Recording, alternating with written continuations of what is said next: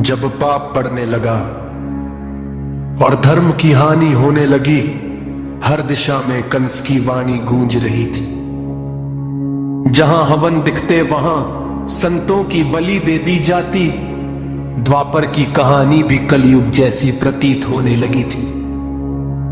तभी बिजली करकी और आसमान गूंजा, तेरी मृत्यु बनकर देवकी की संतान आएगी। जो 8वां पुत्र होगा वही तेरा काल होगा पापी। स्वयं हरि ही तेरे प्राण हरने आएंगे। ये सुनकर मतिभ्रष्ट देवकी को कारागृह में डाल दिया। उसने सोचा कि वह अपने हाथों से काल का अंत कर देगा। एक एक करके उसने 6 शिशुओं की बलि दे दी, पर यह अंत नहीं। एक नए युग का काराव्रत।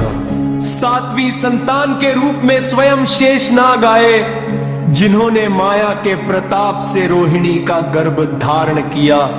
प्रभु की धर्म स्थापना में सहयोग देने के लिए हरि के स्वागत में उन्होंने पहले अवतार लिया। संसार विनती करने लगा कि अब हे नाथ देरी न करो। बलराम स्वागत में खड़े और सबको बस अपनी आस थी। जिन आंखों के आंसू कष्ट सहते सहते सूख गए थे, उन कष्टों को हरने अब गिरधारी आने वाले थे। कृष्ण पक्ष की अष्टमी और रोहिणी नक्षत्र था। मध्यरात्रि को प्रभु ने अवतार लिया।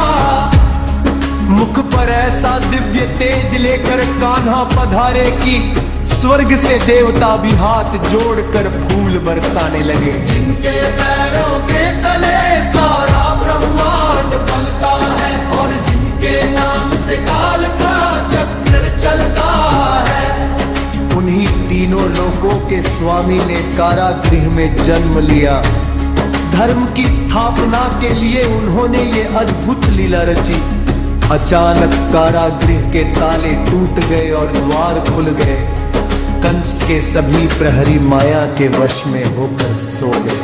नन्हे कान्हा को टोकरी में रख वासुदेव जी उन्हें गोकुल पहुंचाने के लिए निकल पड़े। यमुना जी उफान पर थी और घनघोर वर्षा हो रही थी। माता यमुना ने प्रभु के चरण स्पर्श कर उन्हें प्रणाम किया। गोकुल पहुंचकर कृष्ण को मां यशोदा के पास सुलाया और उनकी पुत्री योग माया को लेकर वापस आ गए। कंस अपने काम को मन भरने के लिए इतलाता हुआ आया। जैसे ही उसने कन्या को मारना चाहा, वह माया उसके हाथों से छूटकर आकाश में उड़ गई और बोली, अरे मतिभ्रष्ट पापी, तू मुझे क्या मारेगा? तेरा काल तो कहीं और जन्म ले चुका है। काल का जन्म देख कर कंस का मन व्याकुल और भयभीत हो गया। पर वह असुर इतनी सरलता से हार कहां मानने वाला था। उसने कान्हा का अंत करने के लिए कई मायावी दैत्य भेजे। चपल चाल चल कर पूतना विष पिलाने आई। उसने सोचा कि ये साधारण बालक है और उसकी चाल सफल होगी। पर कृष्ण ने विष के साथ साथ पूतना के प्राण भी पी लिए और उसे मुक्ति देकर कंस की युक्ति विफल कर दी। फिर अघासुर, बकासुर, केशी, तृणावर्त, शक्कासुर, व्योमासुर और वत्सासुर जैसे कई मायावी दैत्य आए। वर्षों तक उन्होंने हत्या का प्रयास किया, पर जो भी आया वह कभी वापस नहीं लौट पाया। कृष्ण की जीत देख कर कंस भयभीत हो गया। धरती पर का ही ममता और आकाश में चीखे थी। जितने भी असुर आए वे मृत्यु पाकर मिट्टी में विलीन हो गए। अब एक आखिरी बंधु शेष था कंस के संग। पूरी सृष्टि को उस युद्ध की प्रतीक्षा थी।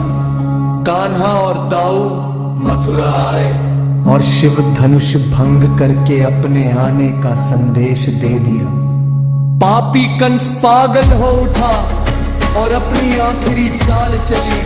शक्ति के गुरूर में उसने मल्ल युद्ध की ललकार दी। प्रभु ने उसकी अंतिम इच्छा पूरी की और उसे मैदान में घसीट लाए। उसकी छाती पर पैर रखकर प्रहार पर प्रहार किए।